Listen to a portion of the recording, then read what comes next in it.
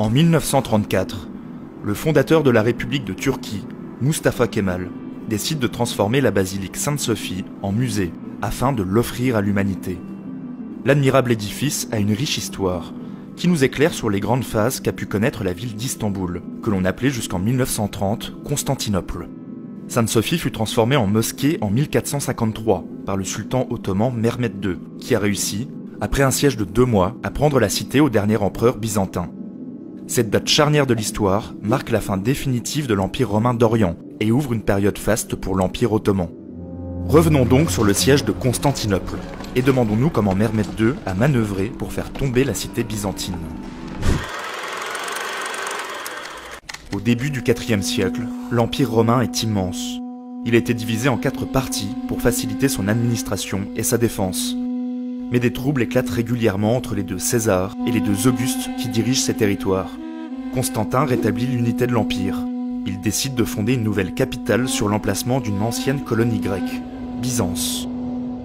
La ville est conçue comme une nouvelle Rome, avec un sénat, un forum, un capitole, des aqueducs et des égouts. Idéalement située, elle s'étend sur les rives européennes et asiatiques du Bosphore et permet de relier les steppes de la Russie du Sud à la Méditerranée. Cet emplacement offre la possibilité de déployer une flotte dans la Corne d'Or, protégeant ainsi la ville. Cette cité prend le nom de Constantinople et devient très vite un carrefour commercial majeur de l'époque. L'Empire, déclinant, est officiellement partagé en 395. Constantinople devient la capitale de l'Empire romain d'Orient, que l'on appellera Empire byzantin à partir du XVIe siècle. L'Empire romain d'Occident s'effondre en 476, laissant le prestige impérial à la cité du Bosphore. Constantinople couple chrétienté et romanité, dans un ensemble unifié par la loi, le célèbre code justinien, et la langue, le grec. D'imposantes murailles seront construites à l'ouest de la ville. Elles résisteront à de nombreux assauts durant la longue histoire de la cité. Et ils furent nombreux. Avars au 7e siècle, ou arabes sous la bannière de l'islam au 8e siècle, ne parviendront pas à percer les épaisses murailles. L'Empire connaît une période faste à partir du 9e siècle. Les territoires sont reconquis, de vastes constructions entreprises, la démographie et le commerce explosent. À partir du XIe siècle, plusieurs événements ébranlent l'Empire. Des luttes de succession éclatent entre aristocrates. Des nomades venus des steppes envahissent les Balkans. Les Turcs seldjoukides pénètrent en Anatolie, alors que pour la première fois, des peuples latins, en l'occurrence les Normands établis en Italie, attaquent les terres byzantines. 1054 est le point de départ du grand schisme d'Orient, qui voit une rupture s'opérer entre la papauté et le patriarcat de Constantinople, et qui ne deviendra effectif qu'en 1204. Cette date, charnière, voit la 4e croisade détournée de son objectif initial. Partis de Venise pour reconquérir les lieux saints, les croisés attaquent et pillent la capitale byzantine. Pourquoi ? Les croisés devaient beaucoup d'argent à la puissante Venise, et ils ont trouvé là un bon moyen de rembourser leurs dettes. Le territoire est partagé entre les Vénitiens et les croisés.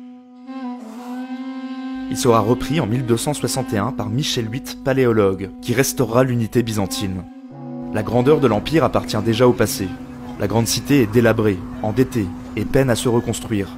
La dynastie des paléologues, qui régnera jusqu'à la chute de Constantinople, s'endette auprès des Génois et des Vénitiens, qui assurent alors l'essentiel de l'approvisionnement de la ville. Territorialement, les empereurs ne parviennent pas à rallier tous les Grecs. Les anciens peuples soumis, bulgares et serbes, se révoltent. Après s'être difficilement relevé de la terrible peste noire de 1348, une nouvelle menace va peser sur cet empire souffrant.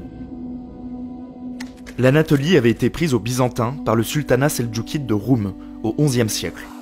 Affaibli par les interminables conflits avec les croisés, le coup fatal est porté aux Seldjoukides par les Mongols au XIIIe siècle. Les tribus du sultanat de Roum deviennent indépendantes et se constituent en Belika. Une tribu venue de la steppe s'installe au nord-est de l'Anatolie. Son chef se nomme Osman ou Othman. De là découlera le nom de ce peuple, promis à un grand avenir, les Ottomans.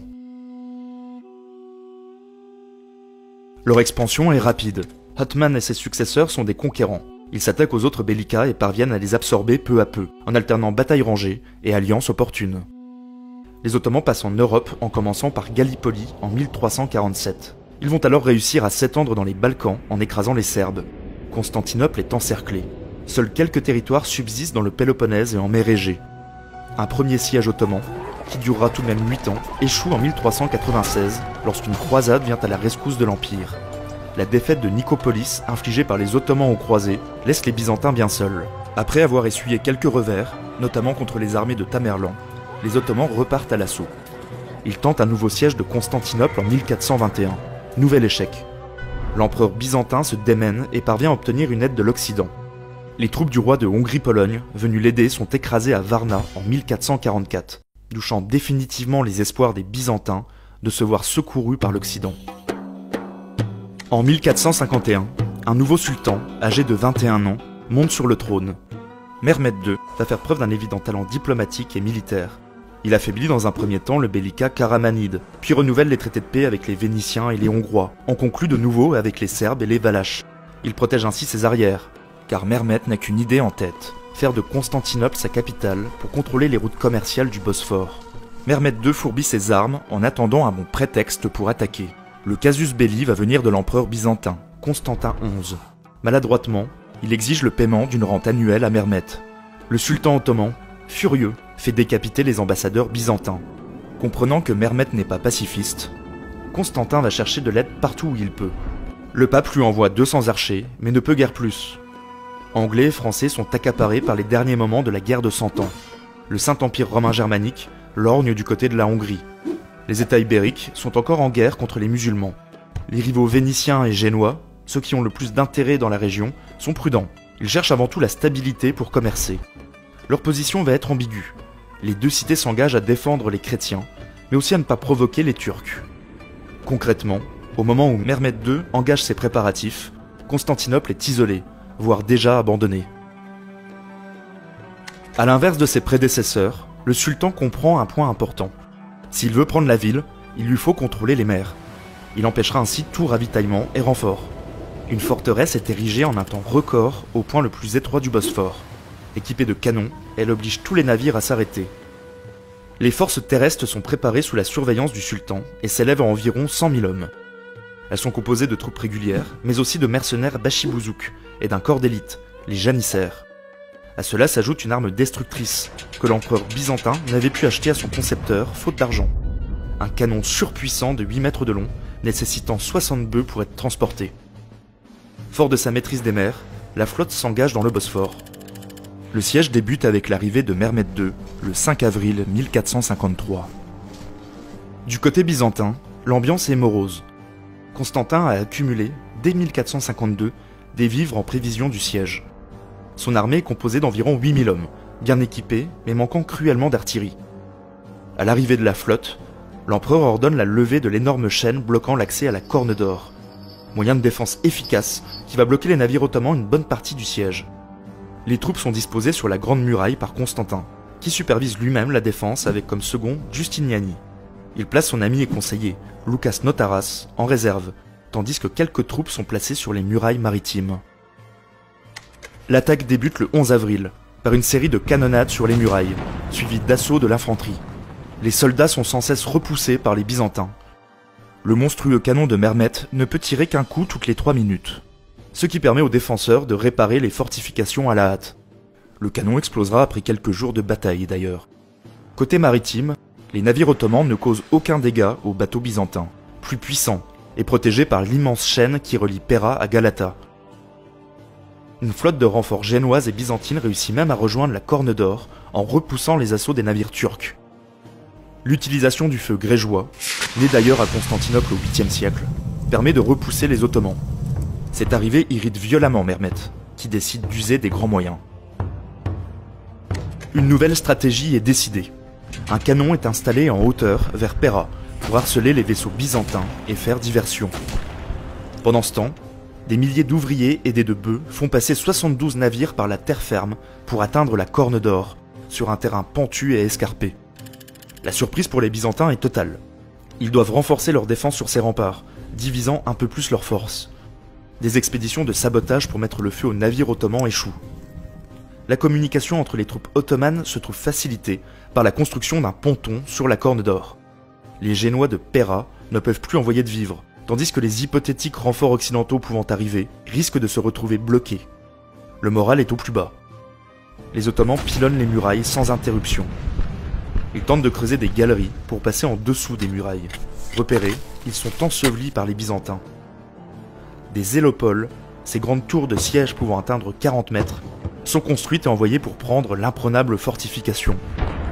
Les Byzantins y mettent le feu. Chaque assaut est repoussé au prix de pertes terribles pour les Ottomans. Mehmed commence à douter de la capacité de son armée à prendre la cité. Il envoie un émissaire à Constantin. S'il se rend, il pourra devenir roi de Morée en tant que suzerain du sultan. Refus catégorique de l'empereur, qui préfère mourir en héros que de se rendre en traître, surtout qu'il sait qu'aucun renfort ne viendra le secourir. Mehmed n'arrive pas à croire que l'Occident abandonne Constantinople. Il réunit son conseil pour annoncer sa décision de lever le siège. Mais l'un de ses conseillers, Zaganos, prend la parole et électrise l'assemblée. Son discours est enflammé, évoquant la gloire et la richesse qui les attend. Le sultan est convaincu par Zaganos. Un assaut final est décidé. L'attaque aura lieu sur 3 points simultanément. Le mur sud sera attaqué par la flotte de la mer de Marmara, qui doit essayer d'escalader les murailles. Le mur est subira les offensives des troupes situées vers Pera, avec l'appui des 72 navires passés par la terre. Enfin, la Grande Muraille sera assaillie aux 2 points les plus endommagés par les coups de canon, la porte Saint-Romain et la porte d'Andrinople. Le gros canon est remis en état pour l'occasion. À 1h30 du matin, le 29 mai 1453, Mehmed lance l'assaut. Après des tirs d'artillerie, les Bashi-Bouzouks sont envoyés en premier. Ils lancent des nuées de flèches, hissent des échelles aux murailles. Mais les assiégés font preuve d'un sang-froid étonnant. Ils repoussent les guerriers ottomans en faisant tomber les échelles, en les écrasant sous des blocs, ou en taillant en pièces ceux qui arrivent au sommet. Des janissaires sont placés à l'arrière pour exécuter les fuyards. Les défenseurs de la ville repoussent cette première vague. Dans un deuxième temps, le canon géant parvient à créer une brèche, dans laquelle 300 hommes s'engouffrent, mais ils sont rapidement abattus par les Byzantins. C'est alors que Giustiniani est mortellement blessé. Ses troupes se désorganisent. Au même moment, les Byzantins voient le drapeau ottoman flotter au niveau de la porte d'Andrinople. Comment ont-ils pu pénétrer ? Selon les chroniqueurs de l'époque, les bombardements constants auraient fait apparaître une petite porte dans les murailles, donnant directement accès à la cité. C'est la Kerkoporta, ou porte du cirque, qui, par chance pour les Ottomans, n'était pas fermée à clé. En voyant le drapeau ottoman dans Constantinople, les Byzantins paniquent et fuient. Des janissaires auraient trouvé l'entrée et investi la ville. L'empereur Constantin XI se bat jusqu'au bout avant d'être tué. La panique est indescriptible. Certains réussissent à fuir en bateau dans la confusion. Mehmed peut enfin savourer son triomphe. Constantinople est désormais à lui. Les Turcs ne font aucun quartier. Ils pillent, massacrent, violent, détruisent et profanent les monuments religieux. Les Byzantins qui s'étaient réfugiés dans la basilique Sainte-Sophie sont réduits en esclavage. Les prisonniers s'élèvent à environ 50 000 Byzantins, pour 4 000 soldats tués lors du siège. Les pertes côté ottoman sont plus difficiles à évaluer, mais s'élèvent sans doute à plus d'une dizaine de milliers. Le 29 mai au soir, Mehmed entre dans la ville.